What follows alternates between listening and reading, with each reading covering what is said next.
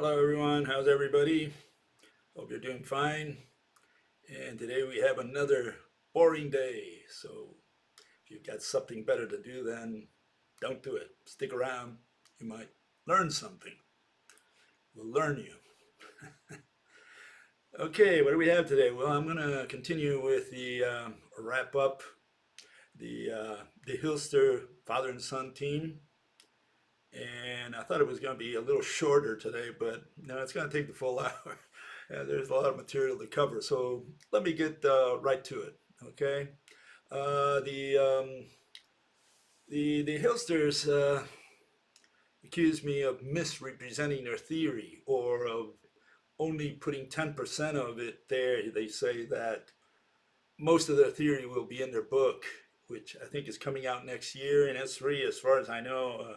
I think they're just going to upload it on the internet. So if you want to read it, well, go ahead.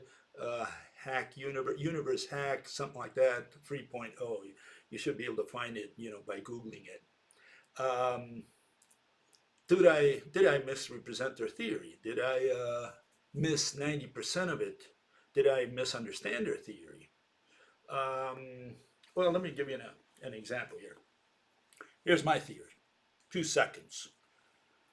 A rope inter a rope interconnects any two atoms. My fists are the two atoms. Okay, the atoms expand and contract according to uh, Niels Bohr's quantum jump.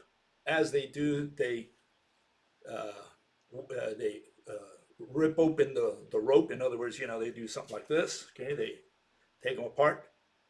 And by doing so, a signal, a torsion, moves along the rope to the next atom.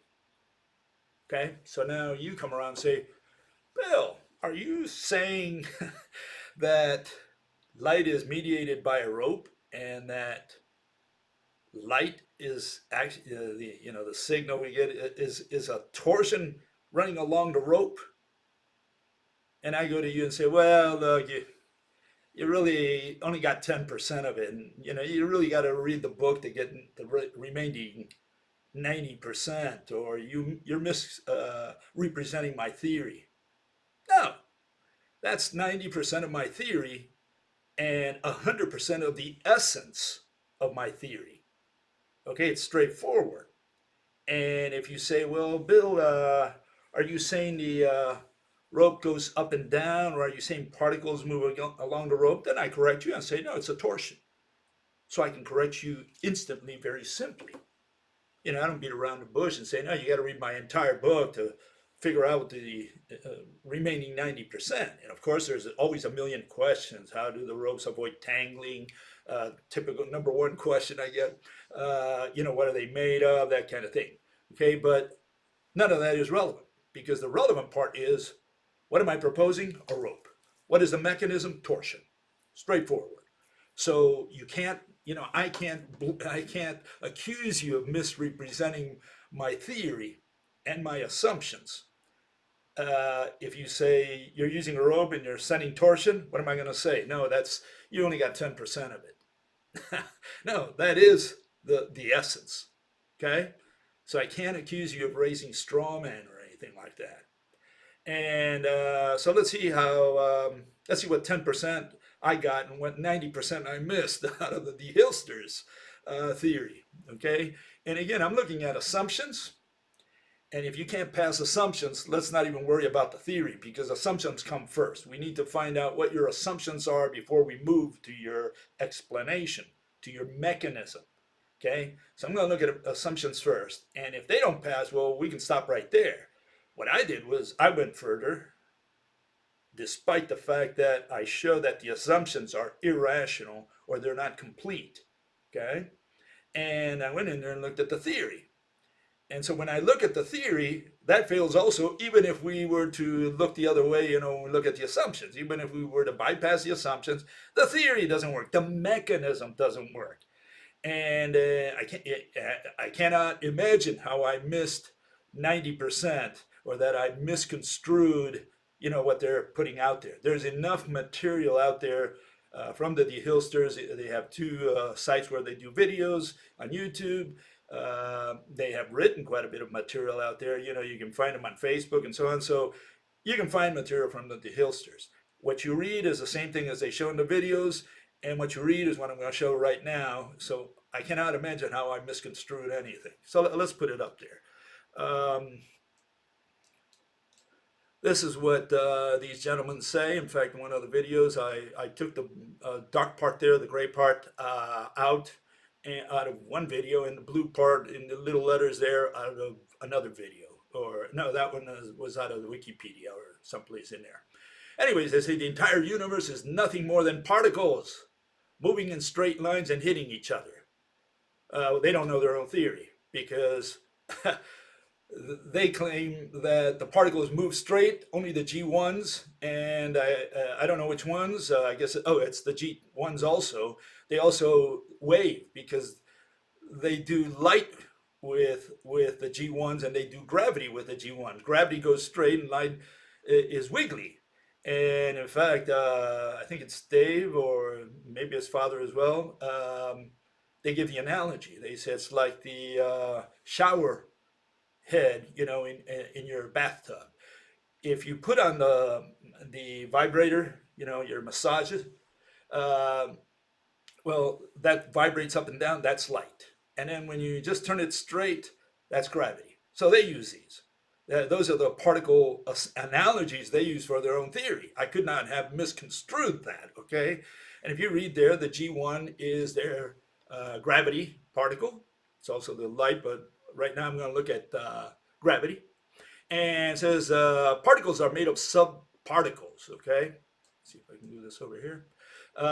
Everything is physical, okay? Keep that in mind because I'm going to get to that. Okay, let's see what they are proposing. They're proposing something that looks like this, okay? They're saying the particles, the G1s, go towards objects. In this case, you can think of that as the Earth if you want, or any object that's round, okay, or spherical. So the more particles come in, a few of them come out. In other words, gravity, the center of gravity of an object is a representation of more particles coming in than the ones that go out. How does gravity work? That's on the bottom. And what you see there is two objects, two balls, whatever, two blue balls. And what you see more red particles pushing the two objects together than the particles that push them apart. So what I did was, you can see there's fewer particles in the region between the two objects, just to imitate or to simulate what they're talking about from a mechanistic point of view. Okay, so you have fewer particles. You can see that fewer blue particles, okay, pushing the objects apart, and more red particles pushing the objects in. In fact, this has been around forever. I mean, you know how many people have already discovered this thing that the Hilsters are showing here. Lesage, famous guy, Lesage, French guy, who copied it from, can't remember the guy's name in England. He worked for Newton. Fatio, that was his name. Fatio or Fatio. And Fatio wasn't the originator. Before him, it was done by both Descartes, Rene Descartes, and Gassendi, Pierre Gassendi. And Pierre Gassendi and Descartes had a fight over this, in fact, because Descartes kind of accused them, they were both in France at the time, and accused them of kind of stealing his theory, but they were really two different theories. Descartes put it in his book, and it came out, I think it was in, what was this, 1666 or the 1668 was the first print, because he was afraid that the Catholic Church was going to do to him what they did to Galileo. And Gassendi published his book in 1742. And so, and his, Gassendi's shadow kind of thing, is exactly what Lesage and Fatio and the Hilsters are saying. So if you go to Gassendi's book, you'll find out what it's about, and it's the same thing. In fact, all these guys, Lesage was known as the what was his name?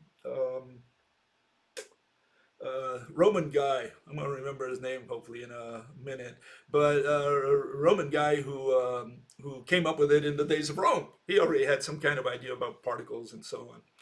Okay, but anyways, the point is, I don't think I'm misrepresenting their theory. Um, uh, see if I can put this thing back up there one more time. Okay, that's gravity. Let's look at magnetism, which is what I covered primarily the other day. And this is what they write. This is out of their material. You know, all of this just copied material. So I'm just putting what they put out there. Okay. And it says when a DC current flows through a copper wire, a magnetic field is generated. The particle model suggests that the G1 particles, electrons, escape from the copper wire and are trapped by G2 gravity. Okay, so G2 is the F2 red in the picture. The F2s are the force 2. In other words, I think what they're referring to there is the G2 field that's encapsulating the G1 magnetic field. Okay, that's what they're describing. And I haven't taken one penny away from them there, you know. This suggests then that the G1 particle not only replaces the electron, but it also is the particle that forms the magnetic field. I mean, it's straightforward. Then at the bottom it says the magnetic field can be considered a high intensity gravity. Okay, so they're saying that magnetic field is gravity. Gravity is developed when streams of low intensity G1 particles pass through and interact with an object. With magnets, there is G2 gravity pushing the magnets together. So the G2 is on the outside pushing two magnets together. The G2 also forms that field, the F2 field that you see in red all around the magnet. And the magnetic lines of force, those are the G1s going around the magnet. That's what they've been describing. How I could have misinterpreted all this, I don't know. But here's my picture of their mechanism, of what they're proposing. Okay, and let's put it here again. Oh, wrong one. Where is it? Here. Why do we get the wrong ones always? Okay, see, you can see. Let's put the right one in there. Is it this one? Yeah, there it is. This is their representation of my representation of what they're saying. The top one you can see, it's the G1s, okay? I want you to understand that. The blue little dots on the top that are coming into the magnet, that's gravity, because a magnet has gravity. It has a center of gravity, which I pinpoint with that little dot that's in the bottom one. Okay, so the G1s are the gravity, okay? Now we move to the bottom, and it turns out that the G2 forms a field that encapsulates the G1. Okay, so the G1s are going around, okay, going through the magnet and around the magnet. That's the G1. The G2 is constraining or containing the field from expanding, which again is nonsense because, as we all know, the magnetic field extends all the way to the edge of space-time. In other words, if you do a study or just do a research, you'll find that the magnetic field has no end. They don't know where the magnetic field ends, and the Hilsters are saying that G2 constrains the field, and I guess they're referring to the iron filings that they see. They say, well, you know, that's where the field ends, and that's where the G2 constrains it to. So yeah, a little bit of problem there with all of this. And I don't think I'm misrepresenting anything, either in the magnetic area or in the gravity area. You know, and again, if I'm misrepresenting something which is fundamental, you would say, no, Bill, you got this one wrong. Look, this is the way it is. Like in my case here, you know, this is a rope, okay? Torsion, that's light, straightforward. If you criticize that and I say, well, no, you missed 10% of the, 90% of my theory, now, then I'm full of it, okay? If I say that. Okay, the next issue is this issue of, which blew me away, a comment made by, I think it was Dave the Hilster there. And so let me analyze it here a little bit. And it goes something like this. In his book, Gravity is Not Free, Bob de Hilster sets down what he considers the foundations of physics, at least the foundations that he's going to work with. And I just want you to look at the underlined parts, the red ones there. What is real? And he says objects that move. And he goes in there and defines the word object, the word motion. I disagree with those definitions, but let's continue. And they say these things are real. That's what I claim is real. Okay. So remember, he said he's going to do things with physical things, right? And yeah, here we see Mr. Dave the Hilster, and he writes a comment. And first, he's got in his Facebook, he has that as his introduction. He says the particle model is a physical model of the universe. That is, all areas of physics can be explained using physical interactions of particles. Gravity, light, magnetism, blah, blah, blah, blah, blah. Even chemistry can all be explained using particles. Then at the bottom, he says the model does pretty well and describes many things other models can't explain. We don't have the entire model out here, but then he says it's based on particles which don't exist. And that blew me away. I'm still hoping that he was being facetious, okay, and that he was joking around. I hope that's true. I mean, because we got a tremendous contradiction aside from the fact that he just stepped out of physics. He's saying he's doing all this with particles that don't exist. You have particles and you have particles. And I like to use the word corpuscle to refer to classical particles, Newtonian, and those people thought of particles, real, speck of dust, little balls, tiny beads, grains of sand, little objects. And, quantum mechanics, they went in there and said, oh, no, look, it's energy, it's fields, vibrating fields. They come up with all this nonsense. They say that's a particle. And then they have all these particles that come in from the void, virtual particles, and so on. So the word particle has been taken over by quantum. Now we have to really use the word corpuscle if you're going to talk about a little ball. This is a particle. Okay, that's what it looks like. Okay, but we're going to call it a corpuscle. Okay, let's call it a corpuscle so that we don't confuse them. Sometimes, because of habit, I'll probably use the word particle, but when I say particle, I mean corpuscle, unless I talk about quantum.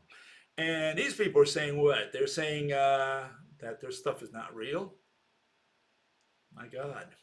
See, I was attacking their theory thinking that they were proposing real particles because they say they're going to do it with physical, they're going to do it with real. What is real? An object that moves. Well, here we have an object that moves, a particle, a corpuscle that moves. That sounds like real to me by definition. And now they're saying, oh, by the way, don't pay attention to our definition because we work with unreal particles.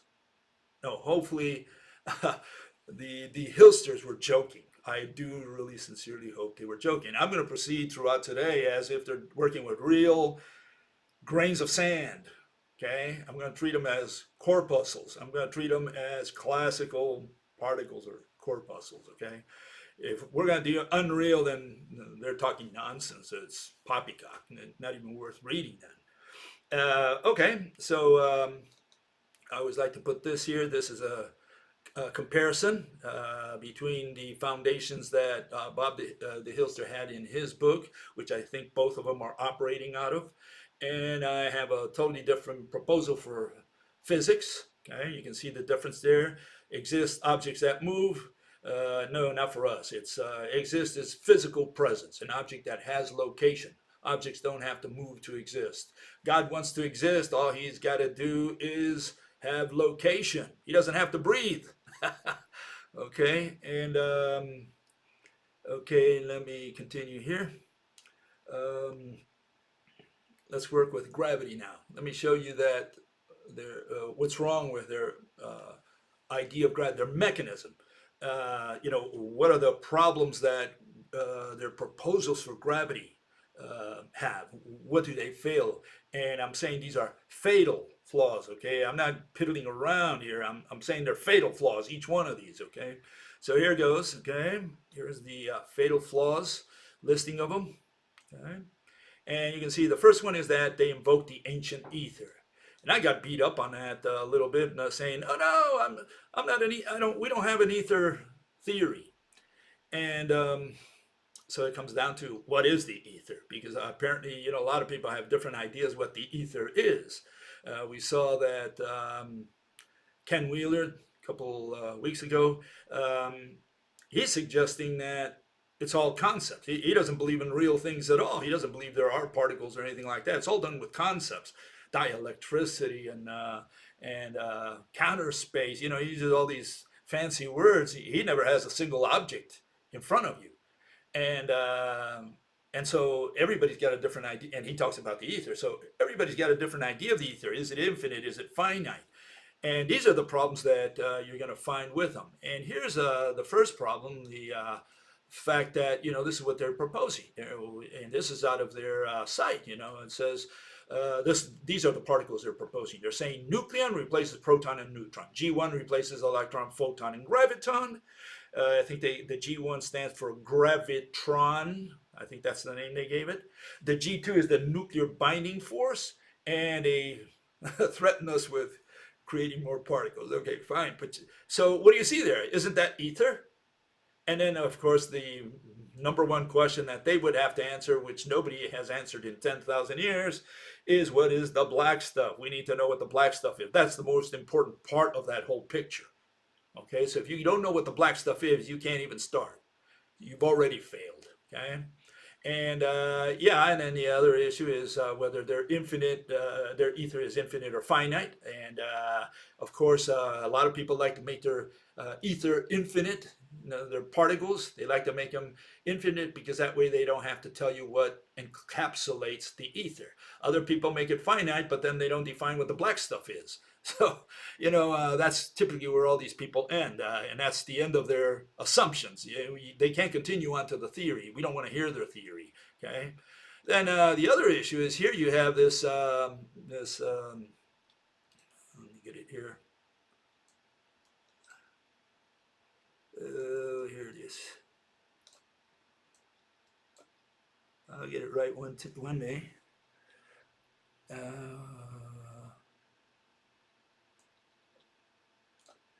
Give me a second here.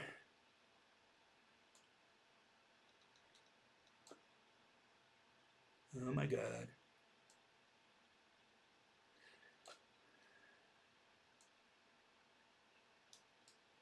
There it is. That's what I was looking for. I've got so many of these. I got like 30 of them. And they're a little kind of difficult to find sometimes. Okay, so where was I? Let me put it here. That's what I want to show. Okay, so you can see the issue about rectilinear. Okay, rectilinear, what is the problem?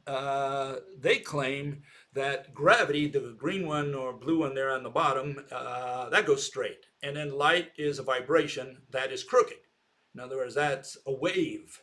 And I cannot imagine anything traveling straight in that mess, because that's the background, and the background is moving, and supposedly, they're moving in random ways. I don't think all those particles are moving from left to right in the universe. They're moving in every direction because according to their own theory, they're saying that every object out there, every star, every galaxy, let's just look at a star. Every star is sending straight lines, straight gravity particles to us. So those travel straight. What do they travel straight through? Well, they travel straight through all that mess that you see there, that bunch of particles. And so I cannot imagine anything traveling straight through that mess. And in fact, I can't even imagine light, for that matter, for those who propose, that light is the vibration of the ether. Well, there you have it. There's no way you can even imagine vibrations.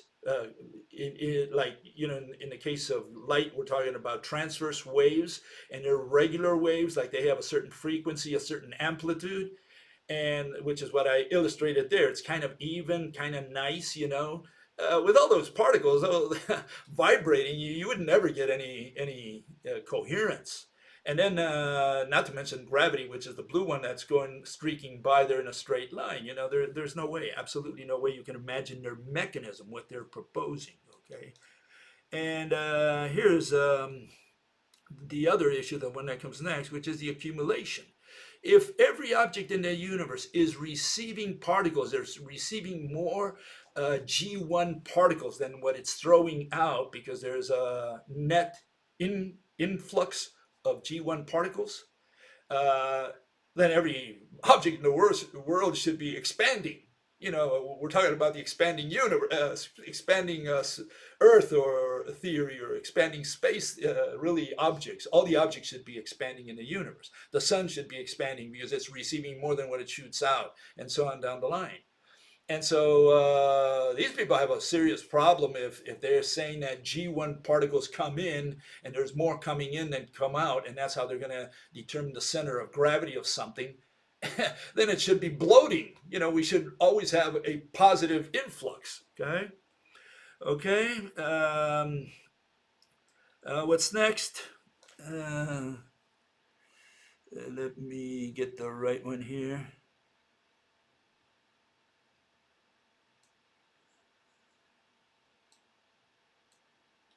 Let me get myself in here first.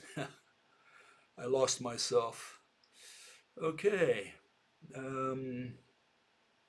There was one more issue, and that's this planetary model. You know, that's what they're going to use. See, they're saying they're replacing the electron. They're considering the electron a little bead. Okay.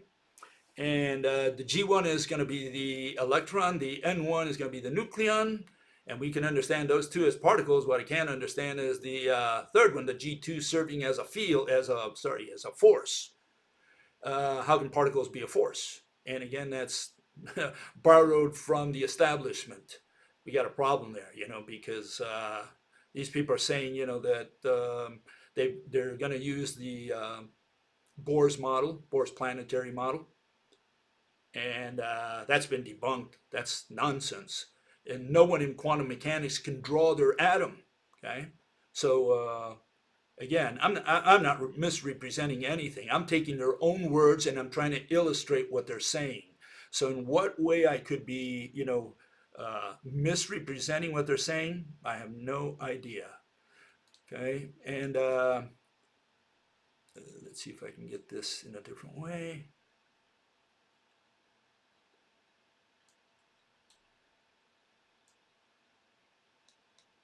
I think it's this one. Okay.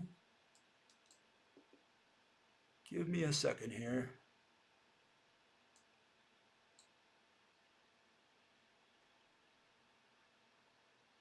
I don't know. I lost one of my. I lost one of my little gifs there. Okay. Anyways, that's one. The other one is here. This spaghettification I went over the other day, and that's that. Uh, you know, if you put a third object in their theory don't work. Plain and simple. And it's got to do with this spaghettification issue, where you have your feet are accelerated faster than your head towards the center of the earth because you are closer to the center of the earth. So, what is the issue? The issue is that these folks have come up here and they say, look, we've got a baseball falling to the center of the earth. Fine, that falls at an acceleration of 9.8 meters per second square. If we put a third object, in this case, I put a black ball there, it should retard it, should slow it down because, as you know, there's attraction between the baseball and the black ball there. So if we took the earth away, you know that those two balls fall towards each other. The distance between them decreases. Not only does the black ball approach the white ball, but the white ball also approaches the black ball. So when you have the earth there, the black ball should slow down the baseball as if they were tied by some kind of spring or something. And that's not the case.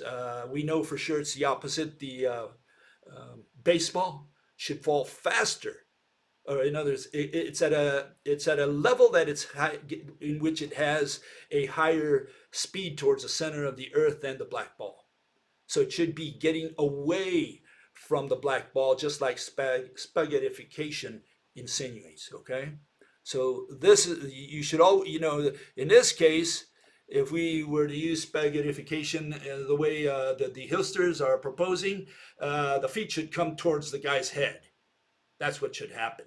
And it's the other way around. The guy gets stretched out. Okay, and that happens simply because of the what is it? Of the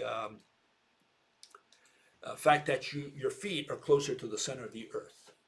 Okay, and so their particle theory pushing from the outside should push, the baseball closer to the black ball as they both fall towards the center of the Earth. Okay?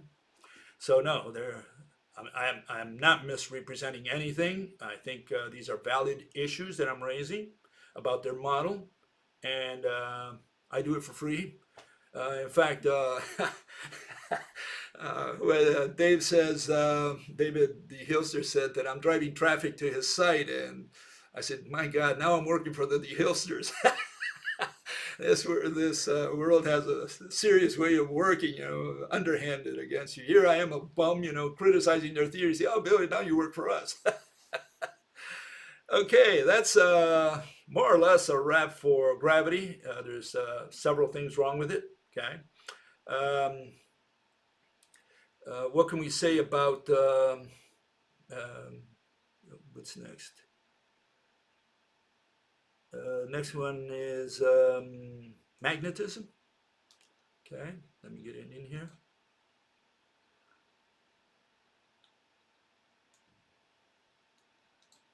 Okay, so this is a summary of what I see fatal about their magnetic theory, their magnetic proposal.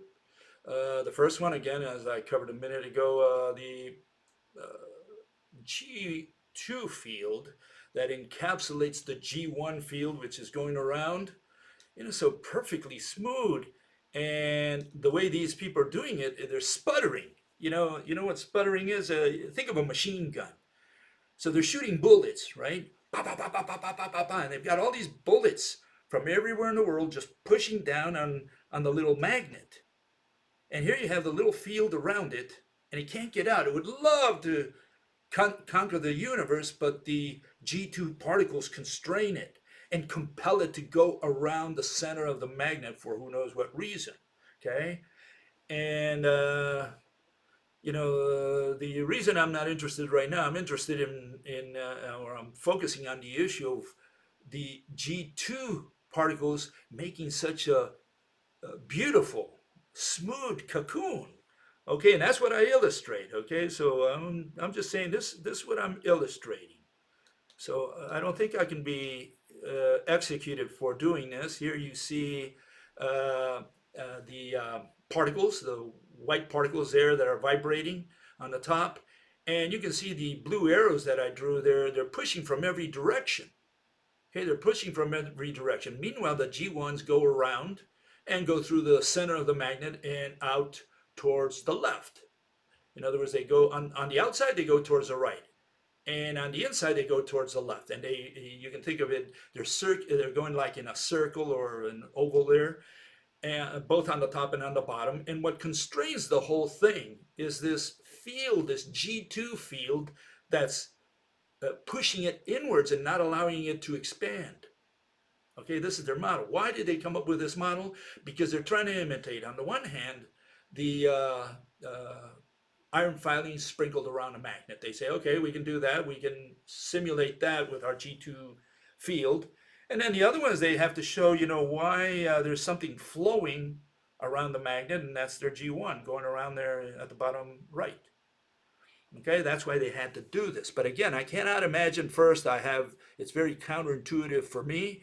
And for me, it's fatal that, sputtering, you can produce such a perfect field. And again, the other issue is that this field extends to the edge of space-time, to say the least. In other words, it extends a long ways.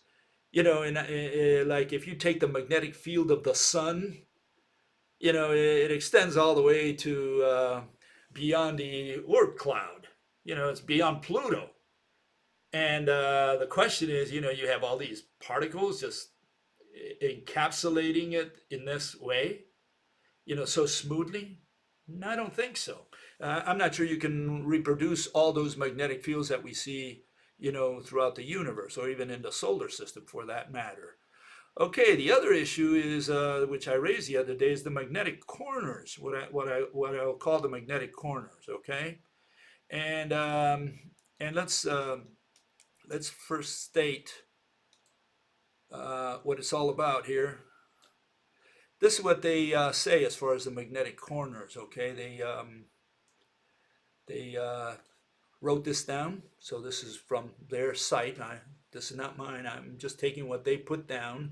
You can see their little drawing on the upper right there, and I made it, cleaned it up a little bit and put it in motion at the bottom. And they say attraction, the G1 flow through both magnets are in the same direction, which minimizes the repulsion. Okay, and the G2 force around the magnets are stronger, and therefore the magnets move towards each other. Okay, I didn't do the repulsion. I just did attraction. And so here you can see what's happening with the problems at the corners. So look at the corners, okay? And just want you to see that. Okay, you see those corners there? Just the corner. Okay, just focus on the corner right there. You're going to see that the magnet, which I drew the magnet on top of his coil. So that's the squarish thing I put in there. I put it as a magnet because essentially what the Hilster is describing is a coil, but it's a magnet. Okay, so magnets are no different than coils in this sense, in this scenario. And I'm saying that corner there, okay, I'm saying that in fact, in the case of a coil, you still have the wire itself. The magnet there has matter. It's made out of atoms. It's made out of molecules, okay? In fact, it's got what is known as domains, which are many molecules. Think of it as just a bunch of molecules.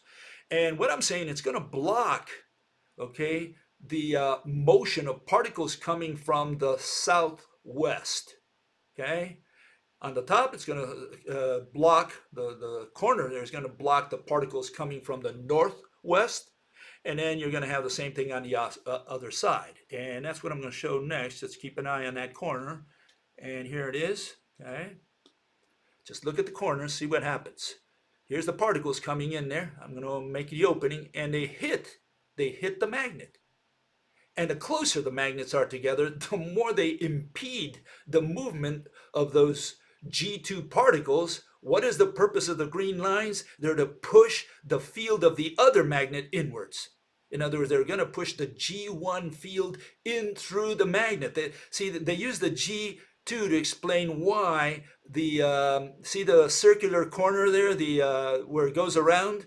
Well, because the field goes into the magnet. And so they have to explain why the G1 field goes into the magnet. What they're saying is the green lines there represent particles coming from the east, and they're going to hit the G1 particles and push them in, so to speak. They prevent them from flying out or whatever, whichever way you want to see it. And they push them in through the center of the second magnet.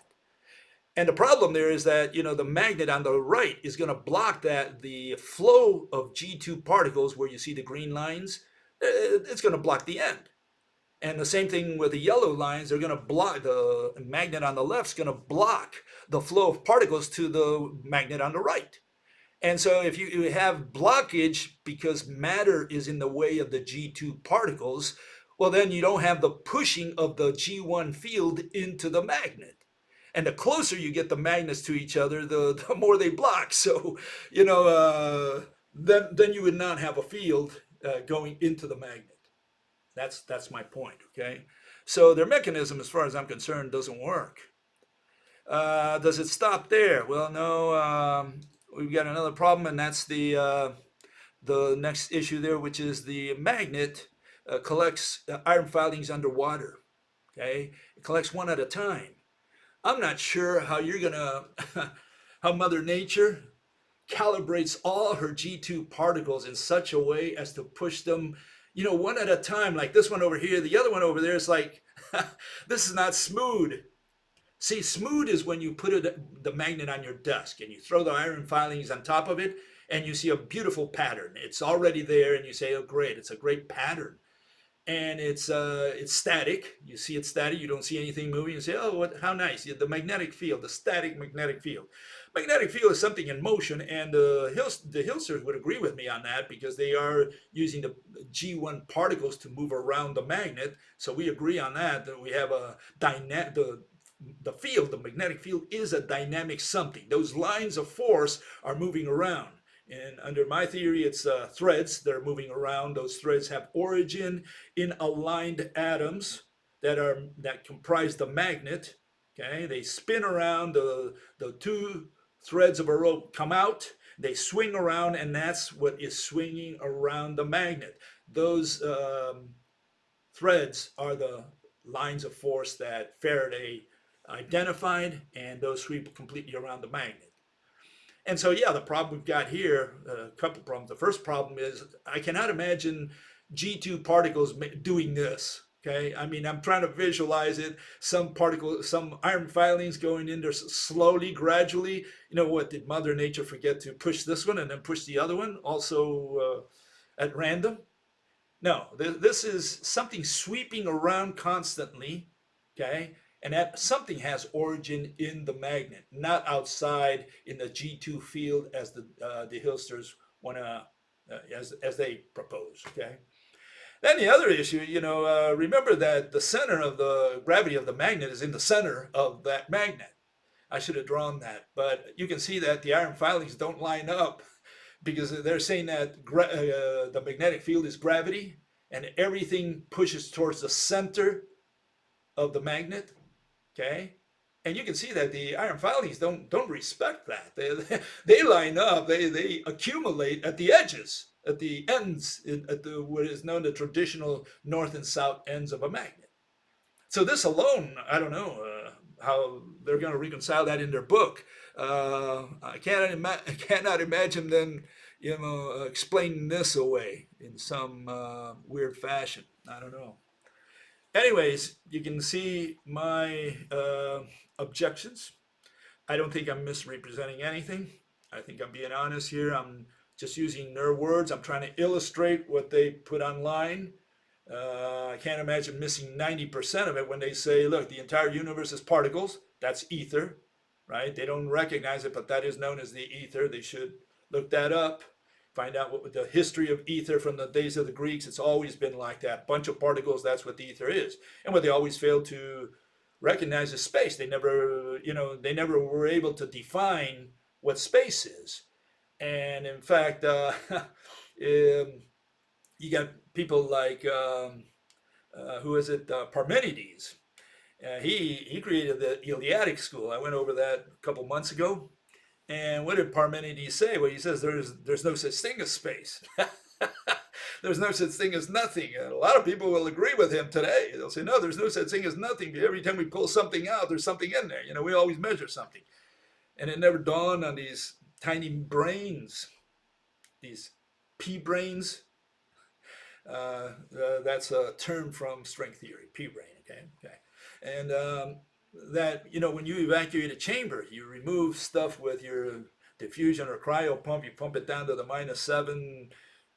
I worked with -7. I think a couple times I reached the -8 production environment, and then we filled it up with argon, inert gas, and took it back up to -3 because you have to do the sputtering, something that the electric universe does, with vacuum. They do it with pure vacuum, but yeah, if you pump it down to -7, you remove particles from that same volume. So what was left behind? And in the 16th century, there was a debate on that, and because you had Otto von Guericke, and he did his experiment on vacuum, and he said, "Oh, I evacuated, the two globes. They were made of copper. He had these horses try to pull it apart. He said, no, I pulled all the stuff that was in there, and what's pushing it together are the particles from the outside, right?" And, the other theory was there, well, you thought you pulled it out, what really happened here was that particles of ether penetrated through the interstices of the molecules that form, the copper molecules, and went in there and filled the hole. And that's what we have today. We still have that. They say, oh, you remove, something goes in there. Well, how come my reading showed, went from -7 to -3 to -7? If it went from -3 to -7 torr, it means I removed stuff in there. I've got fewer particles. And, I don't know how they fix that problem. The electric universe or any of these folks, they're out of touch. They're completely out of touch. Okay, and just to finish up here, I just wanted to put one more time the summary of what is wrong with all dissonance. 120% of all dissonance out there, except me. I'm something, I don't deal with the ether, with particles or with waves. Mine is totally different. First time in human history. I'm not bragging. I'm just stating a fact. This is different, And for some people, to not even recognize that it's different, that they say, "Oh, you're just regurgitating the field, the wave." Well, what can you say? Go to the hardware store and ask for a rope, and they'll give you something. Now go and ask for a field or a wave, see what they give you, and that way you'll prove to yourself that a rope is a little different. See, a rope is an object here in the land of the Klingons, in the land of the Martians, land of the humans, all lands, no matter where in the universe, the word rope always stands for a physical object. Field is always a concept, except a football field or poppy field, cocaine field, And wave is always a concept. Wave is a verb, and people use wave as a physical object. They start moving waves, waving the wave. Anyways, they don't define these strategic terms, okay, those that make or break their theory. There's some examples there. They use undefined concepts of mainstream. Mainstream uses them, so do the dissonants. They learn the same language in high school. Again, they use words such as energy, field, wave, plasma, current. None of that belongs to physics. It's all this nonsense that belongs strictly to mathematical physics, which has too long a word. It's just mathematical physics. It's just all total irrationality. Space-time, Big Bang, black holes, dark matter, particles that travel backwards in time, particles that travel faster than light, the tachyons, They got all this world of particles, very simple system, it's just 200 particles, Okay, they misuse the terms, okay, there's some examples there. They move concepts around. That's the big irrationality of all these people, dissidents and mainstreamers. Same thing. They start moving inertia like Ken Wheeler did. Counter space, point particles. They also move energy. They say, we're going to transfer energy. What do you mean you transfer energy? Open your, here, let me transfer some energy to you. Open your hands. What did you get? Can you draw it for me? No, we don't transfer energy. We don't transfer information. We don't transfer love, spirits, none of that. We don't transfer those things. They use the planetary model of the atom. So that's already a no-no because they have this bead, the electron bead, traveling around the nucleus, which is it's a bowling ball, bead, or, a little marble going around a bowling ball. And all you got to answer is, what holds the bead to the bowling ball? Why doesn't it spontaneously fly away or fall into the nucleus? That's all you got to answer. What force keeps it up there? Why does it fall? Why doesn't it fly away? Before you ionize it. Once you ionize it, well, we know supposedly it drifts away. That's not true either, but that's a separate issue. You want to see my ionization, you got to look at the series and where I deal with the light and the atom, okay? I think it's, what is it? Videos number 25, 26, thereabouts, okay? Okay, they allege that space is made of something. Everybody that I know of out there talks about space being made of something. And then they fail to identify the encapsulating medium of the space ether that they're going to propose, that they're going to use, okay? And we have a couple gentlemen who I've discussed lately, and I just want to put them in there to wrap up.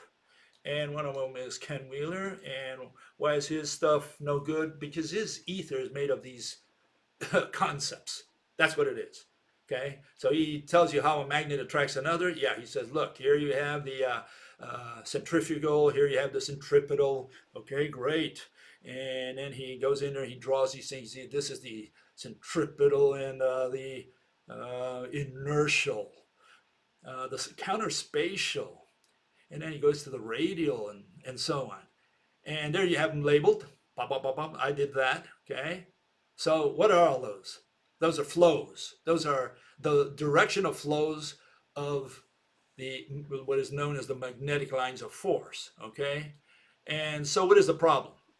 Well, the problem is that he never explains it. He never explains the mechanism of how a magnet attracts another. He just describes one magnet. He just describes the flows. Okay.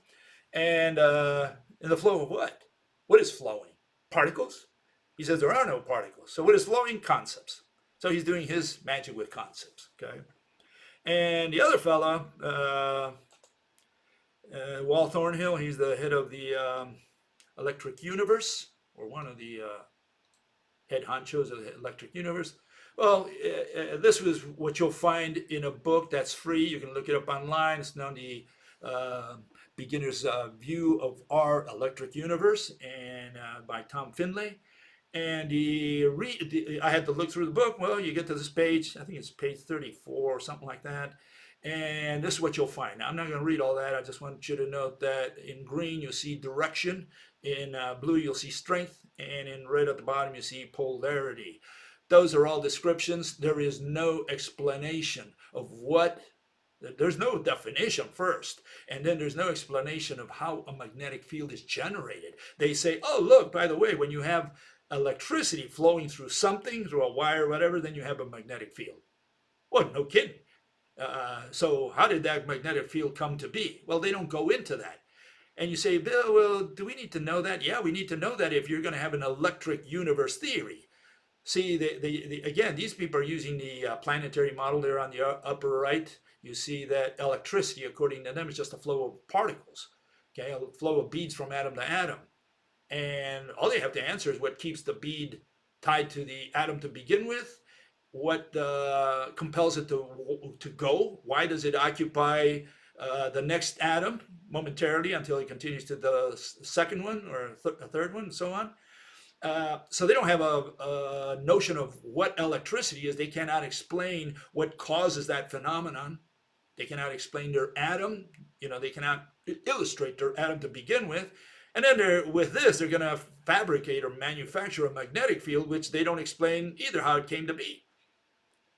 So they have no electricity. They're the electric universe. They talk about electromagnetism, and they have no electro and no magnetism. Here, let's see if I find it here. Here's the definition, the perfectly defined definition of electricity according to the electric universe. And what do they say? Well, we can't define it because electricity is a fundamental quality of matter, so it is used to characterize other things. Thus, consensus opinion is lacking. I don't care about consensus opinion. Tell me what you say is electricity. And they go in there and say, well, you're going to fall into the lexical well, okay? You're just going to get into word wizardry and games of words. And so we don't get into that word games and so on. But then they say, which we define as the flow of electric charge. And they say that this electricity travels. So we have the flow of electric charge traveling. I thought the flow was already traveling. So they have the flow of flows and the travels of travels.